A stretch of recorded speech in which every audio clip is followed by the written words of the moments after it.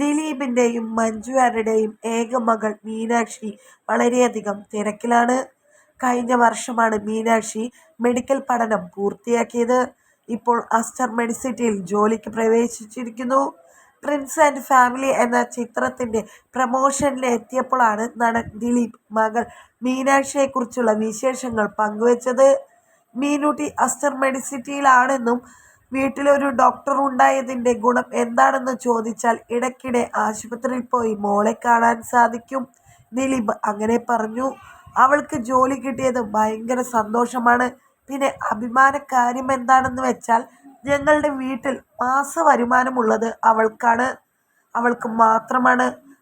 ഇത് സ്ഥിരമായ വരുമാനം വലിയ സന്തോഷമുള്ള ഒരു കാര്യം തന്നെയാണ് എന്നാണ് ദിലീപ് പറഞ്ഞിരിക്കുന്നത്.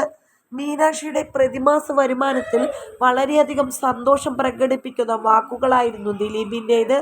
മകൾ ഫിനാൻഷ്യലി ഇൻഡിപെൻഡൻ്റായി കാണുന്നതിൽ സന്തോഷമുണ്ടെന്നുമാണ് ദിലീപ് പറഞ്ഞിരിക്കുന്നത്.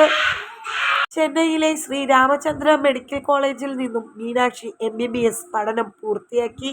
മീനാക്ഷിയുടെ ബിരുദാനന്തര ചടങ്ങിൽ ദിലീപും കാവ്യയും പങ്കെടുത്തിരുന്നു. ചടങ്ങിന്റെ ചിത്രങ്ങളും സോഷ്യൽ മീഡിയയിൽ വൈറലായിരുന്നു.